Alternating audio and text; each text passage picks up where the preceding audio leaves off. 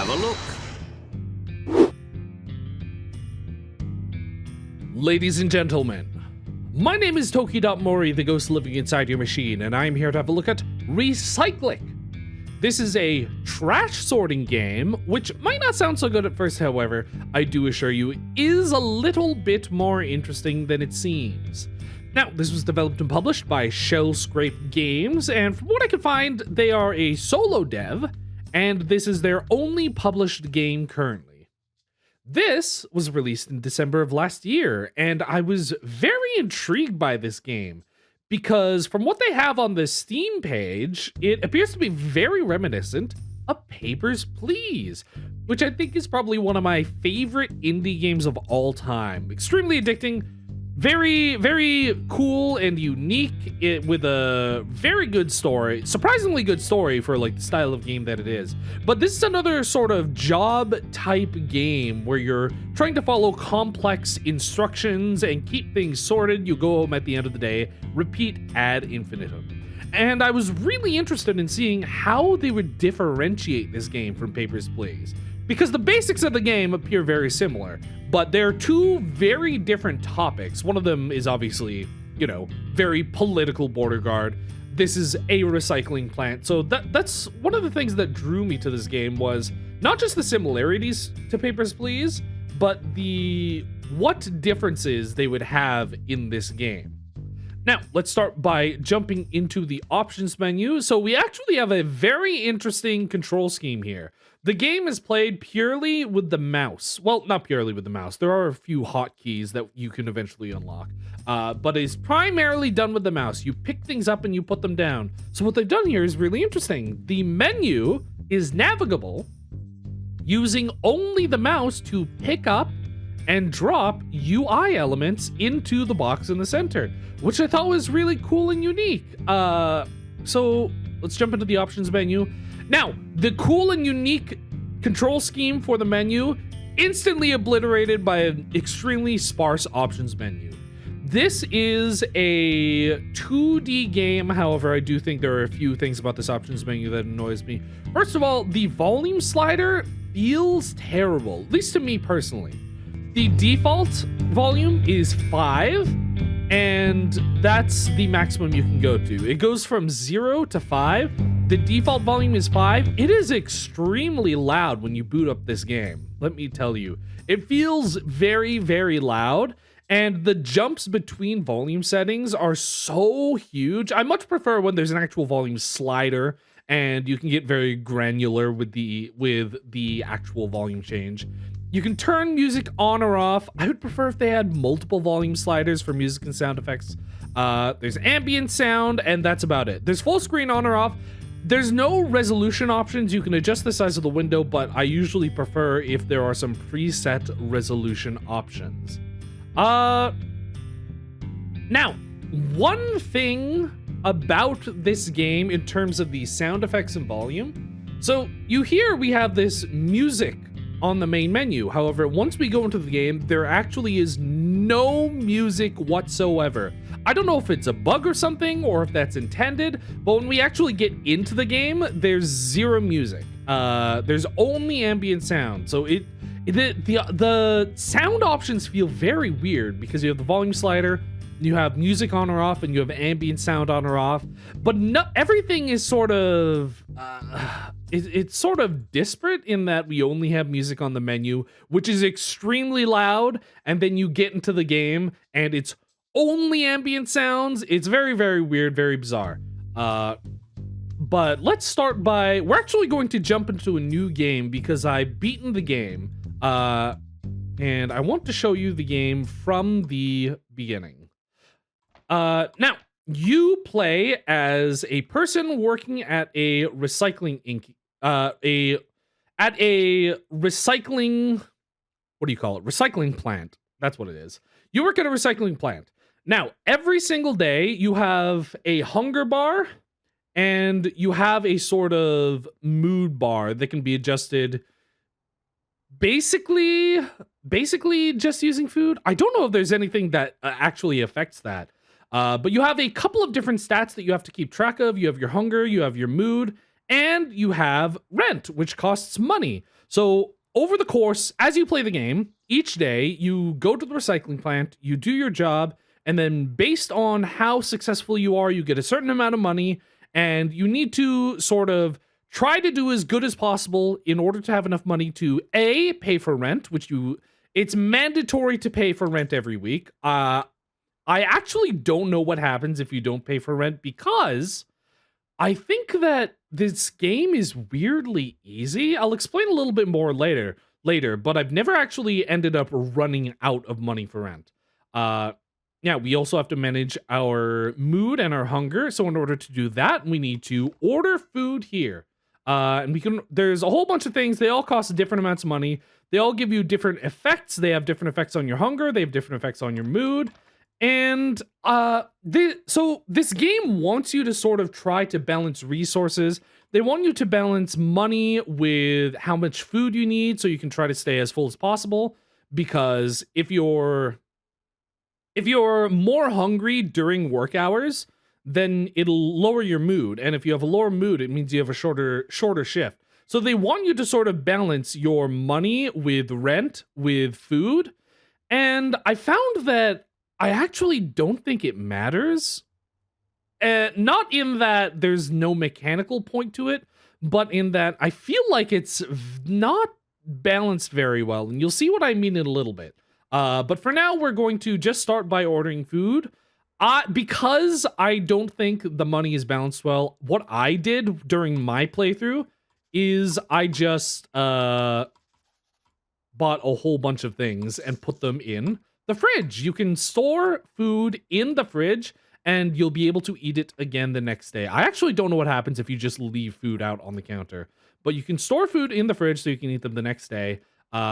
We only need a little bit of food, so I'll take one of these. I will close the fridge. Now, here's a minor issue that I ran into.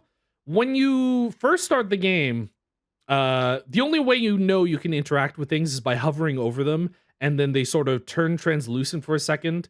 The microwave and the fridge work a little bit strangely. First of all, the microwave doesn't make it seem like you can interact with it, so you won't know until you actually click it to open and close the door, and then turn it on or off. Here, let me show you this. If I open one of these, so if I open one of these and then I put it in the microwave, you close the microwave and then you turn it on. Is it going? I actually can't hear it. And then you turn it on. Oh, there we go. Yeah, the hitbox feels a little bit weird. You turn it on and then it'll microwave the food for you, but it doesn't really show the translucentness. So it doesn't appear to be immediately clickable until you like order something that needs to be microwaved and it tells you. But eventually it'll finish and then you can eat the food and then you throw it in the garbage. The fridge is sort of similarly weird in this aspect where you have to hover over the handle to open the door. But then there's no handle here once the door is open. And this is a problem I ran into when I first started the game, where in addition to paying rent, there are a few notes that pop up. And if you pay rent and then you open the door and then maybe there are more notes there, then it was difficult to figure out how to close the fridge. I didn't understand at first. I was like trying to click everywhere on the fridge. You have to click exactly where the handle was when the door was closed, which was very confusing because on my first playthrough, I didn't pay rent, and then I opened the fridge door, and then I didn't know how to close it because I was clicking everywhere except where the handle was, I suppose. And then I ended up feeling like I got soft locked, so that was a little bit weird and annoying. But yeah, there you go. We ate a little bit of food, we gained a little bit of mood, and now we can go off to work. Oh yeah, also, you can look at the newspaper. So in this game, the story kind of happens in the background. It's not exactly the same as Papers, Please, because in Papers, Please, you're constantly interacting with people. They're always talking to you. It sort of world builds, informs you on how the country works, who people are, what they do, what kind of world you're living in. You get updates from them. There are sort of narrative through lines that make it very interesting. In this, there are only a few ways that you sort of receive story or interact with people, etc., etc. You click the newspaper, you read a headline. This changes every single day, and there are a few small changes. You sort of get to learn about the political landscape, about the world you live in. And it's kind of funny because, like I said, this is a game about recycling. It's not about being a border guard like in Papers, Please. However, I've noticed that this game sort of tries to lean into more political aspects despite your job not having anything to do with that. It sort of leans into that, which I thought was interesting, but it also made it feel a little bit less unique because I was interested in seeing what kind of narrative this game might have or the direction they would go with this game that would differentiate it from Papers, Please, but they sort of tried to lean in a little bit of the same direction. You get news updates every day there, and then additionally, you can receive letters from people. They might be neighbors in your apartment building or just other people, and they'll appear on the fridge door, and that will, you get a couple of story elements. And then you go to work, and you read the company announcement. And this is another way that they sort of deliver these story bits, as well as telling you the rules. Now, this is the main gameplay of the game. Like I said, it's similar to Papers, Please in that it's a game where you go through your job trying to follow as many of the rules as possible because you get penalized for making mistakes. So our current set of rules are electronics go into the metal bin. So our job is to sort trash. We put metal in the metal bin, plastic in the plastic bin, paper in the paper bin, glass in the glass bin. In addition to that, electronics now go in the metal bin, and food waste stays on the belt unsorted. And there's actually a book we can look at once we actually get into the game. Now, I really like the way this game sort of plays with the click and drag elements instead of purely being clicking buttons. There's a lot of clicking and dragging for things. So we started our day by clicking and dragging that, which is very nice. And we can look at our employee manual if we ever forget about the rules. There are a few other small things where we have to separate items using right click. But other than that, we don't have much in terms of mechanics at the beginning. So here's the game. Like I said, the weird thing about this game is that there isn't any music. You just kind of have some sound effects. So, we're sorting. This goes in the paper bin. This goes in the plastic bin. These are items that you need to separate. So this is where I ran into one of my first issues with the game, is that it's kind of difficult sometimes to tell what items you need to separate. Some of them are immediately obvious, and some of them aren't quite so obvious.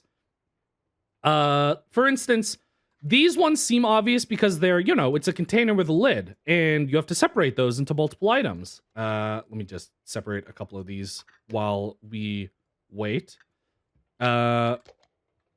Just so I don't get penalized.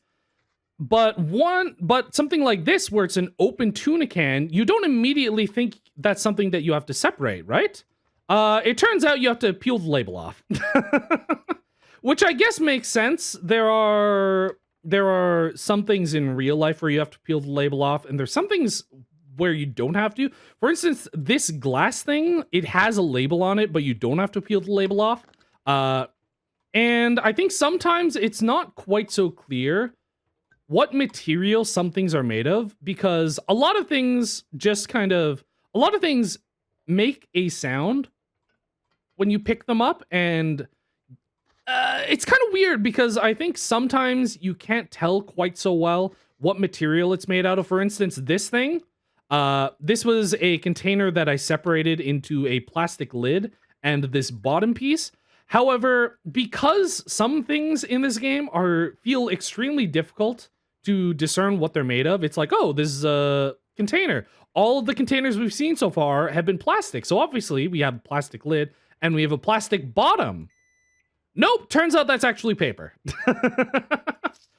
So that's kind of one of my immediate annoyances that I experienced in this game is that when you're first going through it, it's kind of difficult to tell at first glance what certain things are and what you need to do with them. So some of them, it feels like they should be separated, or they should be separated into pieces, but you don't separate them into pieces. And then some of them feel like they shouldn't need to be separated into pieces, but it turns out they are separable into multiple pieces. And that ended up messing me up a few times, like specifically with like the tuna cans. The amount of things that feel like they should be a material or aren't clearly a specific material that you end up messing up and putting them in the wrong bin. It kind of annoys me. Like, I understand there's supposed to be some difficulty to the game, but it feels like the lack of clarity in certain aspects is sort of, I don't know, unfair, but eventually you'll get the hang of it and remember which thing's which. It's not too big of an issue. It's just kind of a little bit annoying to me. Now here is, you get a little bit of story. We actually have a wife. Sorry, no, this is our mom. I forgot. We have a mom who sent us a letter. She also sent us cookies, which is nice. So we can just eat those instead of having to worry about anything. We are going to pay our rent. We are going to put some food in the microwave. The system, let me set that, in which you have to separate food items.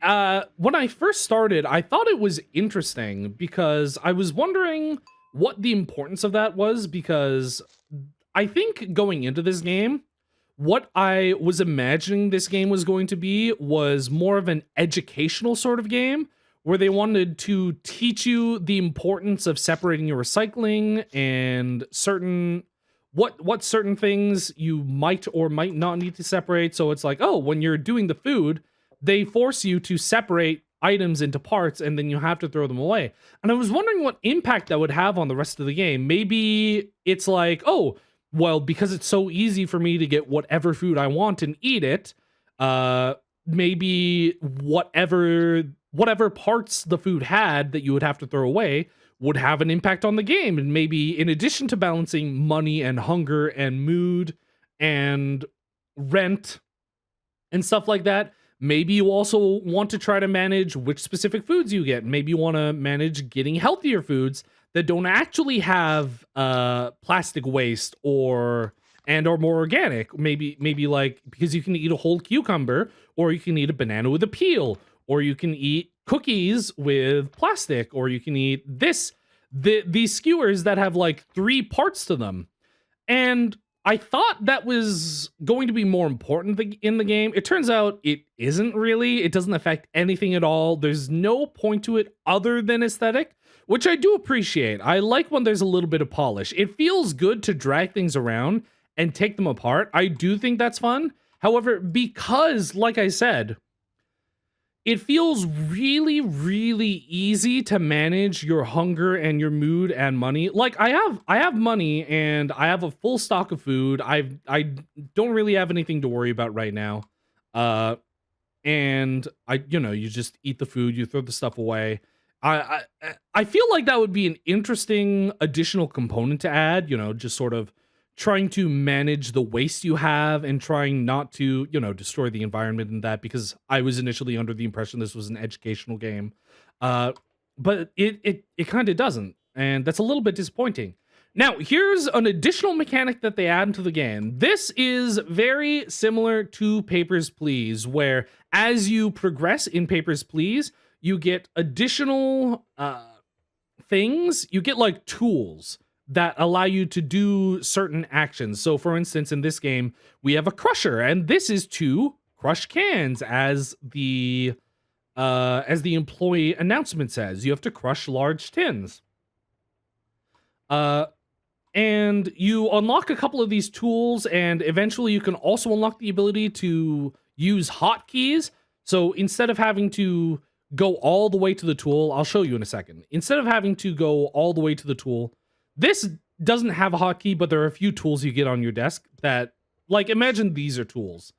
So you would have to go all the way over to your tool, click it, and then use it on something, and then... There we go. Oh, that's so satisfying. You would eventually have to use it on something, and... You know, you would want hotkeys for that, so you don't have to worry about it.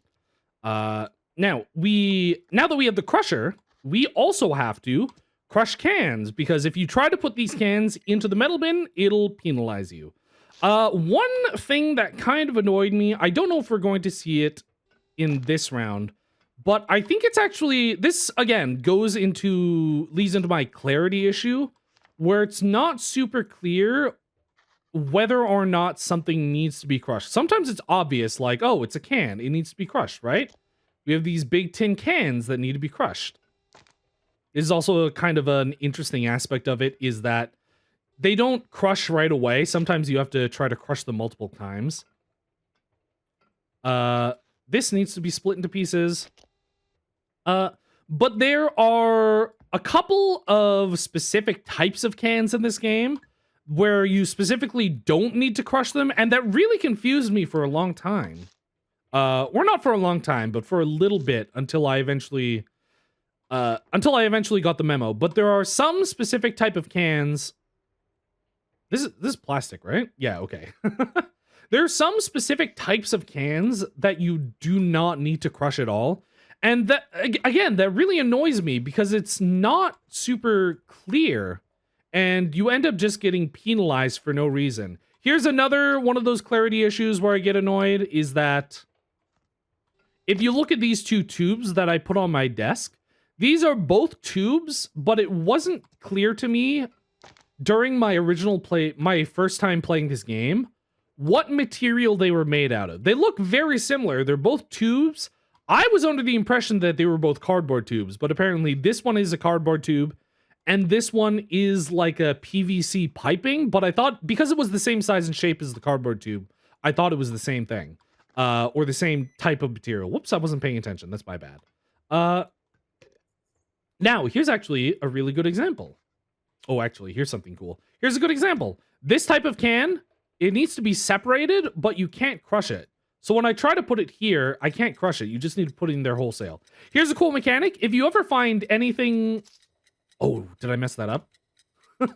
If you ever find anything that's like food or full food, or technically you can put anything in your bag to take home, I don't think they tell you until a little bit later.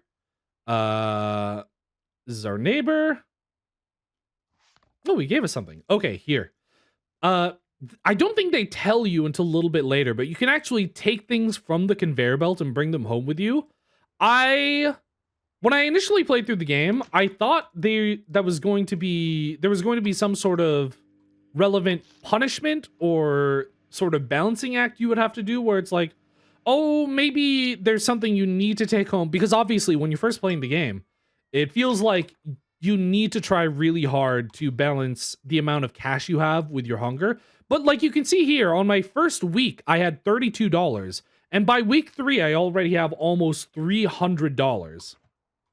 So I feel like the amount of money you get in this game is just so unbalanced. It feels way too easy to get more money than you need. Because by the end of the game, I had thousands of dollars saved up and nothing to spend it on because my fridge was packed with like 50 boxes of spaghetti and skewers and energy drinks and things. So this game feels pretty unbalanced in terms of trying to save money and eat food. You just buy a whole bunch of things and then it's pretty easy to do good, I think. Even during my playthrough, I think the most amount of penalties I got during a day was 8 or 10 or something. That was the absolute most number of penalties I got. And it didn't even feel like much of a penalty. Like, I didn't get punished for it. I didn't get fired from my job. I just lost money at the end of the day. But even then, the amount of money you lose from that number of penalties felt very, very low. So it really feels like one of the big issues with this game is that it tries to put emphasis on balancing these multiple bars and resources and things. But at the end of the day, the amount of money you get is just so overwhelmingly huge that it completely throws everything else out of whack and ends up not mattering at all. The food doesn't matter. You just buy as much food as possible. The money doesn't matter. You just have to have more than 125. And occasionally throughout this game, there are some more things that you need to spend money on, but it's literally never been an issue for me. And now I just have too many things. But yeah, like I was saying, you can take things off the conveyor belt. Occasionally, it'll be full food, and I thought that would be important because, you know, it felt like you would have to balance your food, and you'd be like, oh, well, I want to try not to buy as much food as possible. But at the end of the day, it just feels way too easy for that to matter at all. Now we have stickers. So this is actually one of our tools that we would get a hotkey for later. Okay, so we just want to mark batteries right now. At different points in the game, the stickers get put on different things. But like I said, this is one of our tools. You click it, and if you have a hotkey for it, you can just click the hotkey. We're going to put a sticker on here. I'm going to crush this. But yeah, that's, for the most part, I think that's basically it. There are several things that unlock through the game. For instance, you unlock a thing that tells you you have to... You unlock something once you have to wash things. You unlock like a paper shredder eventually. You unlock a couple other tools for specific purposes. Maybe I just don't pay attention here anymore. You know, it goes up and up in difficulty. I felt like what do I want to say here? So the gameplay overall, I think I'm just gonna... Oh, I forgot. Okay, here's actually another thing that annoyed me is that you can't exit the game and return to the main menu during the game. You can only pause to look at your manual. You can't return to the main menu, and you can't just, you know, exit the game wholesale when you're on this screen. And even once we get to the end of the day, that's so annoying. I'm so sorry. And even once you get to the end of the day and you're at home, you can't exit back to the menu on that screen. If you try to press escape, it just tries to quit the game wholesale, which is another thing that annoys me because I think you should be able to access the options menu from anywhere, despite the options menu being bizarrely sparse. But like I said, overall, I think the gameplay is very fun. It's very satisfying. Once you get into the swing of things and understand the nuances of the different materials and different things you have to do with certain objects, like the way you have to split them, the order of operations for some other specific things that you unlock later into the game, the multiple tools that you have to juggle for certain materials, it gets really fun and what do I want to say? Addicting? I don't know if I want to necessarily say addicting, but it is very satisfying to do. I love checklist games. I love work games. I love games where it's like, oh, I gotta put that there, we put this there, we put this there, we put this up here, we put this down here, I forget. Yeah, this is another one of those things that you can't crush, but it looks like it should be crushed. Put this here, we put this here, put this in the crusher, we crush it, put this down here, put this here, put this in the crusher, we hold that because we can, we put this there, da-da-da.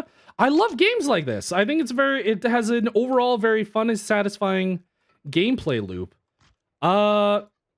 However, I do think that later in the game, oh yeah, here's some full cans that I can take home. Isn't that nice? I feel like later in the game, it kind of starts to drag a little bit because it gets to a point where they've introduced a pretty decent amount of mechanics, and then for a while they stop introducing mechanics. And because the game feels so wildly unbalanced where you get so much money.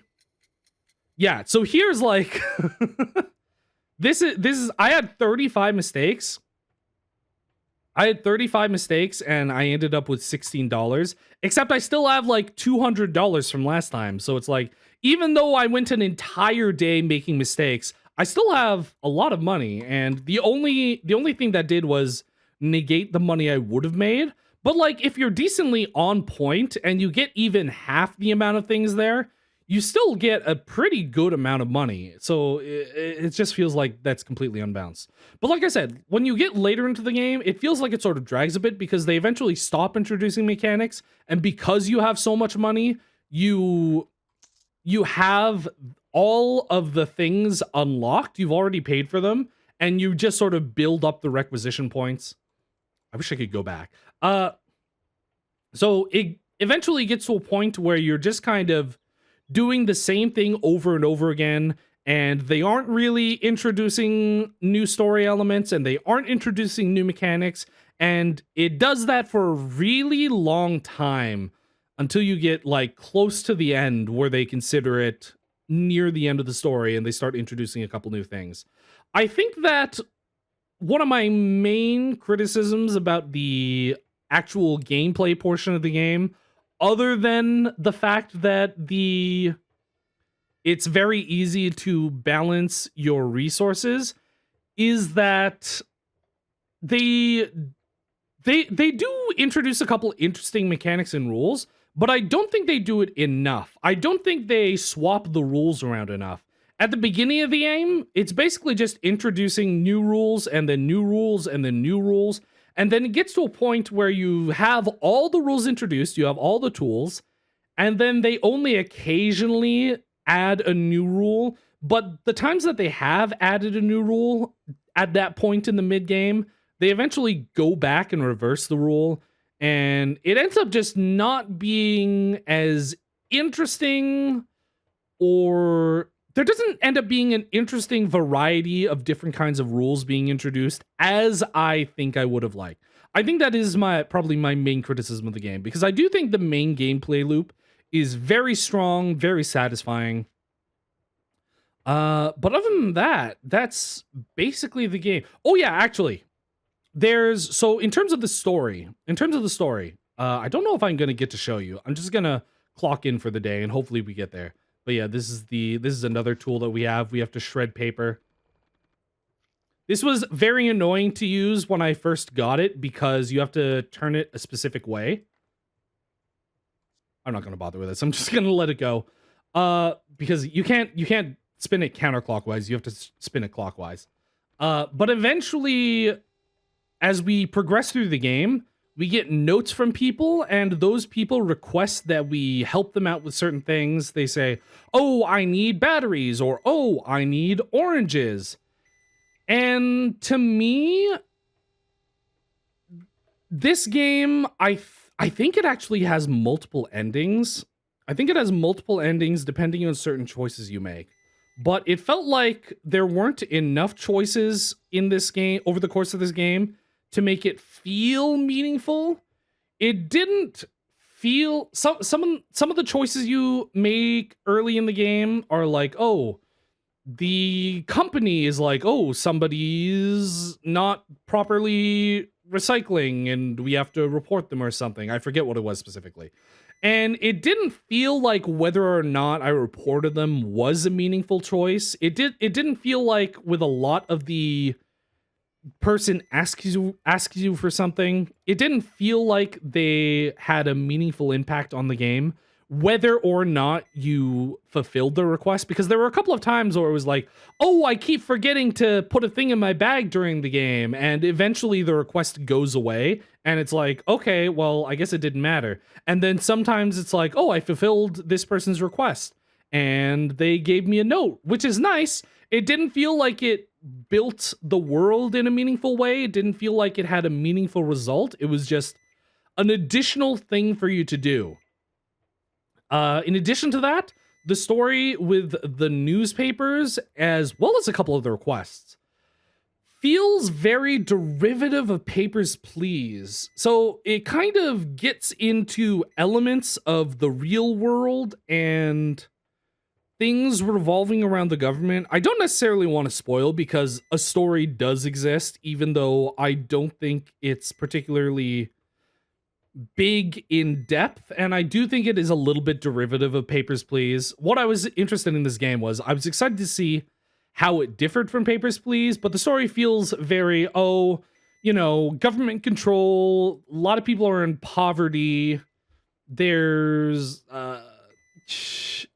there's like, oh, we people aren't satisfied with their living conditions, and government's making weird rules and policies that they're disappointed in, and it just feels A, too derivative from Papers, Please, and B, too it feels like it just references things in real life without making any meaningful statements or gameplay decisions based on it.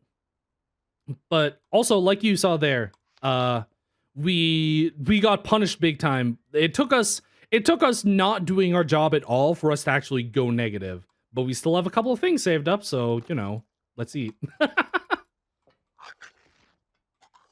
Yeah, there's all my garbage. Here's a note from someone. We have to give cigars to Lucas. I recall I did this. I don't remember if it did anything meaningful. But yeah, I think that's one of my criticisms with the story is it feels a little derivative of Papers, Please, and choices don't feel particularly meaningful. But like I said, I do think the main gameplay loop is satisfying, and this game is pretty cheap. I finished this game in about 3.5 hours, and the game is $2.99 or your original equivalent on Steam. So if you're interested in this style of gameplay and you don't care too much, oh hey, it actually took me completely neglecting all my duties to finally lose. That's the first time I felt impacted. That's the first time I felt some sort of negative impact from my actions during the game. But yeah, if you're interested in that style of gameplay and you don't care too much about any of the other admittedly fairly small issues, even though I think it does sort of detract from the game, it's a short game. It's very cheap. It's about $2.99 on Steam or your regional equivalent. You might be interested in it. I don't know if I it's kind of weird because I don't think it's necessarily a bad game. I did enjoy it. It's weird to say I had a lot of fun because I don't necessarily think I did, but it is enjoyable for its gameplay, I think, at the very least. So if you are interested in that, you may check that out. My name has been Toki.MORI. Thank you very much for watching, and I will see you all next time.